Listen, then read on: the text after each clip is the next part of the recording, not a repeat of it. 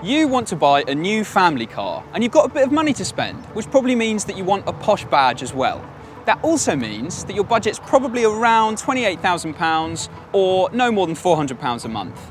And if that's the case, then these are the three cars that are going to end up on your shortlist. First up, we've got the BMW 1 Series, which bucks convention of a traditional family-orientated car by having a sportier rear-wheel drive layout. Then you've got the Audi A3, which is quite long in the tooth now. It's been around for a while, but it's very robust and kind of a dependable all-rounder. But now, we've got something brand new from Mercedes, and it's the new A-Class. It's one of the most hotly anticipated cars of this year. And the reason that's the case is actually partly because the old model, it just wasn't very good in a lot of areas. It's had a complete overhaul. The new car is longer, it's wider, and it's got an interior that looks like it's straight out of an Apple design studio. But is it any good? And which is the best family car for under £30,000? Let's find out. The A-Class we're testing here is the A180D in AMG line trim. So the closest competitors for that particular model are the Audi A3 Sportback 1.6 TDI 115 S-Line and the BMW 1 Series 116D M Sport 5-door. But before we get started, don't forget that you can now buy cars through whatcar.com. So for the very best deals on these cars or any other new car you want to buy, don't forget to check out the new car buying section on whatcar.com.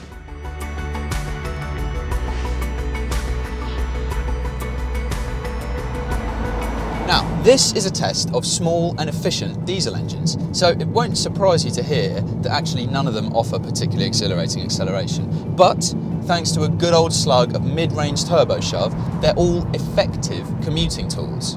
So we're driving the A-Class now with a 1.5 litre diesel engine, and it actually feels pretty peppy. Now that might be because it's got an automatic gearbox and an extra 7 speed, whereas the other cars are manuals. But once you get the car rolling, from 30 miles an hour up to motorway speeds, it's actually the quickest. So it might not be quickest in outright acceleration, but when you're on the move, you do notice a bit more urgency in the acceleration. So this is a 7-speed automatic gearbox that obviously decides the shifts for you, but you also have manual paddle shifters on the steering wheel as well. But when you leave it to its own devices, it's pretty good at judging the shifts. The only times it does stumble is when it's kicking down a gear, and then it can feel a little bit jerky or a bit hesitant. But most of the time it's controlled, and when it does shift, it's smooth and pretty quick as well. When it comes to refinement, these are all diesel engines, so none of them are particularly brilliant when it comes to engine noise. In the A-Class, at idle and at low speeds, the engine is quite grumbly and a bit coarse, but then as you move up the rev range, it does become a bit smoother and becomes more subdued. But then if you get it right to the top of the rev range again, it sounds quite coarse and uncomfortable. But when you're on the motorway, the engine's quite quiet, and actually wind and road noise is pretty impressive as well. When it comes to ride comfort, the A-Class is pretty impressive. It's got quite supple springs, so around town it offers quite a forgiving ride over hefty bumps especially, and it's generally very comfortable. But up at motorway speeds, it can struggle a little bit over expansion joints or over rippled bits of tarmac. As for handling, the A-Class really impresses again, and that's because it's got smooth and predictable steering, maybe not quite as smooth and predictable as the A3, but it's still very good. But where the A-Class is really strong is how it manages its weight transitions through a series of corners. When you go from the A-Class into the A3, you can notice that the 1.6 litre diesel engine is slightly quicker than the one in the Mercedes. It gets a 6-speed manual gearbox as standard, whereas in the A-Class you can't get a manual, so you only have that automatic. And the shift is really smooth and precise, and the control weights are really nice as well. So that means in stop-start traffic it's easy to find the bite point. In terms of engine refinement, it's very difficult to separate the A-Class and the A3. So in the A3 it does have a slightly deeper engine note to it. In either car you'll be comfortable with the noise in the cabin over long stretches. Now the direct rival for AMG line for the Mercedes is S-Line in Audi, but we're actually in an SE Technic model. This gets our favoured suspension setup as standard, whereas in the S-Line you've got to tick the no-cost option for the softer dynamic suspension setup. Then if you do that on the S-Line, you get the same suspension as this SE Technic model. So with the A-Class, we've said that it's slightly more forgiving around town, and the A3 has a bit of a firmer edge, but that does mean ultimately when you're up at motorway speeds, the A3 feels more planted and more stable. But really, We think the A3 is just marginally better to drive. There's not much in it, but just by a whisker, the A3 feels better than the A-Class. Now with the A-Class in this group test, the one series that it's best to compare it with, and fairest because of the price range, is the 116D. So the 3-cylinder 116D is also the noisiest engine here. It's noticeable at low revs, mid revs, high revs, and generally the car all round is noisier than the other two as well. Wind noise isn't that terrible, but what is much more noticeable than the other cars is the road roar from the tyres. The gearbox has got a really springy clutch and it's just not a very nice smooth shift either. You know, the 1 Series is thought of as this ultra desirable keen driver's car, so it's disappointing to see that actually against the A-Class and against the A3 it really feels quite far behind in terms of the handling dynamics. The reason for that is the steering just feels really inconsistent through bends. So whereas with the A-Class and the A3, you know exactly what the front wheels are doing, you know where the weight in the steering is, it urges you to push on. Actually in the 1 Series, the feedback that you get from your steering inputs feel really inconsistent. And so it means that you end up having quite a few different bites through one bend. Likewise, when you're around a bend, yes, there's body roll in the other two, but in the 1 Series, it's nowhere near as controlled. And okay, you're going to be thinking, oh, but it's rear wheel drive, so it's a drift machine, isn't it? But actually, it's not at all, because it doesn't give you anywhere near the confidence that you need, and it doesn't have the power either to have sort of tail wagging fun with it. And again, in terms of how it rides on this M Sport suspension, it's a lot firmer than the other two as well. It's not massively uncomfortable, but the bumps in the road that the other two might kind of soak up and waft over, you feel them a lot more in this car. Now look at this. The interior of the new Mercedes A-Class is definitely the big selling point about it. And it's the main talking point as well. And it's what people have been getting most excited about. So here it is. This is what you get. Only what you see here isn't what you get as standard, of course. Because as standard, you get two 7-inch screens rather than what you see here, which is the upgraded premium equipment line pack, which costs £2,395. And what that gets you is these bigger 10.25-inch screens, which are joined together really sleekly. And it's a really great, startling design that's very different to anything else on the market at all. And there's really nice gloss blacks and a metal chrome effect on these air vents as well. So it looks $1 million. The only trouble is, when you actually use these buttons down here and touch some of the materials, it does feel a little bit disappointing. It's very easy to find a comfortable position in all three cars, but there are some differences. For example, in this, the A-Class, and in the 1 Series, you sit noticeably lower than you do in the A3. And in the A-Class, the pedals are offset slightly to the right, but that's not too uncomfortable. The seats are brilliant. Now, you can't get lumbar support on its own. You have to get it as a super expensive pack, which costs £3,595. But because these seats are so good, actually you don't need to spend that money to get it.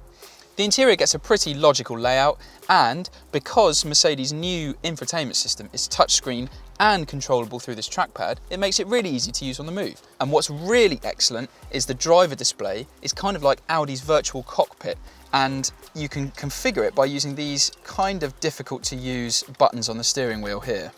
When you move to the back of the cars though, things become a bit easier to separate. The legroom behind even a tall driver is generous, and also because of the design of the front seats, you can see that actually your knees are able to move quite freely and you're not restricted at all. So legroom is good, headroom is also very good. Maybe you can feel the roofline cutting in slightly on the side, but actually you'd have to be really looking to try and make it uncomfortable. Shoulder room is good as well, and these seats are really comfortable.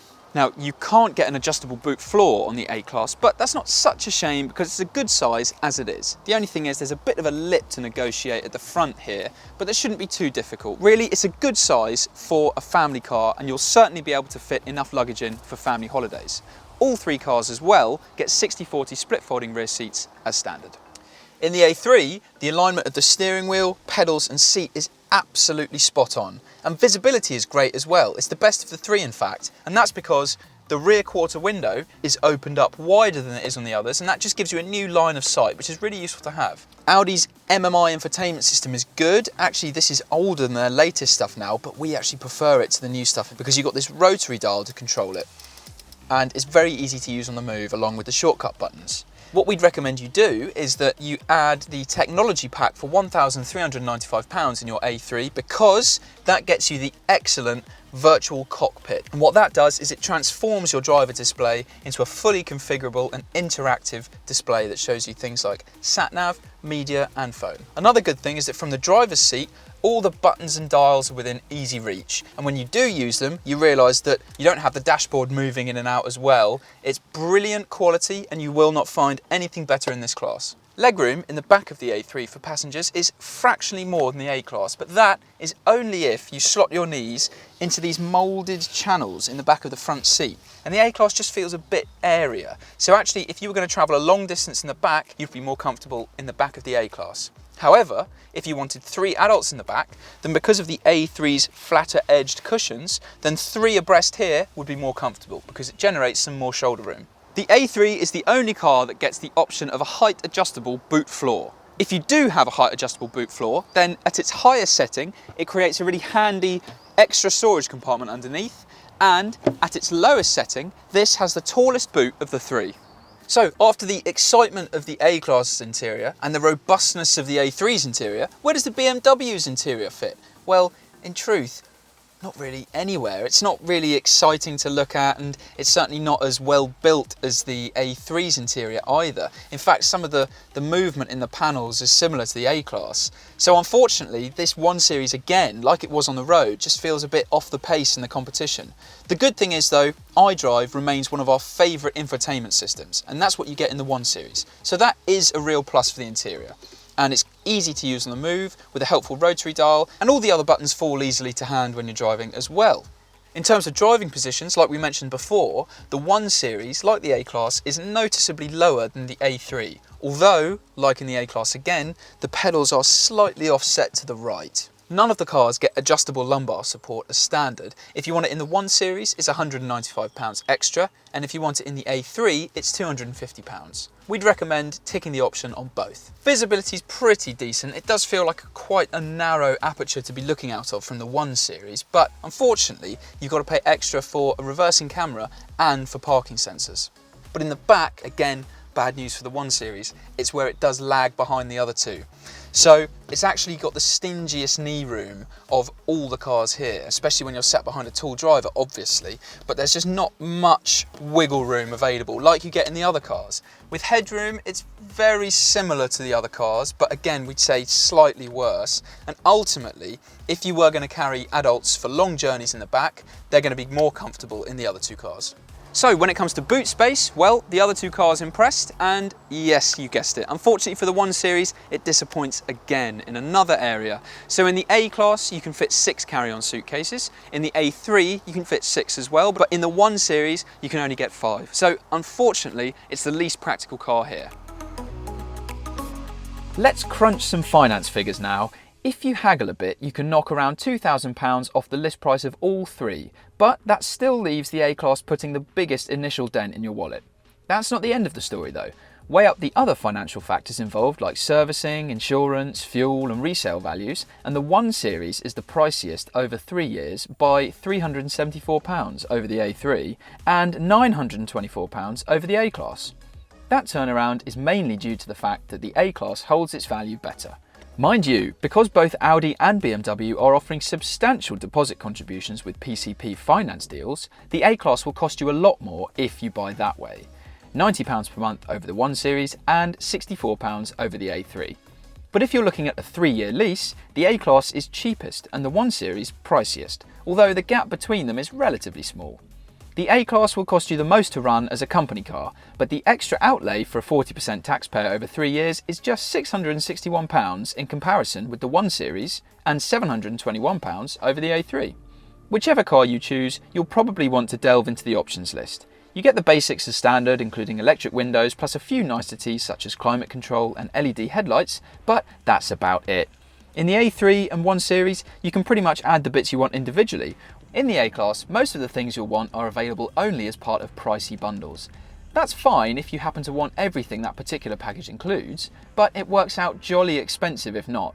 Want heated seats? You'll need to fork out £1,395 for the executive line pack. A rear armrest? That'll be £2,395 for the Premier line pack. As for safety, the A-Class is yet to be tested by Euro NCAP, but it comes with the most safety kit, including automatic emergency braking and lane keeping assist. Even more features will be available with the driving assistance pack, but you can't order that until the end of the summer. Both the 1 Series and A3 received 5-star NCAP ratings, but that was way back in 2012, so they wouldn't score as highly under today's more stringent tests. Automatic emergency braking is an option on the A3 and the 1 Series. So how do we sum this up then? Well, you could probably tell in pretty much every area of our testing there was one car that was lagging behind the other two, and yes, it was the 1 Series. Even in areas you'd expect it to excel, like handling and performance, it really flattered to deceive. And it's also a car that's always struggled for practicality in this class against its competitors. But are there any reasons to recommend it? Well, iDrive remains one of the best infotainment systems on the market. BMW came out well in our latest reliability survey as well, and you can get some decent finance deals on it. But really, in this test, you'd be a little bit foolish to spend your money on the BMW 1 Series. And that's because the other two cars feel much further ahead than it and are brilliant. So how do we decide which one's the winner? Well, if we start with the A-Class, there's no doubt it is certainly much better than the old car. It's more practical, the engine's better, the interior is stunning, and the interior alone is something that will sell it to many buyers.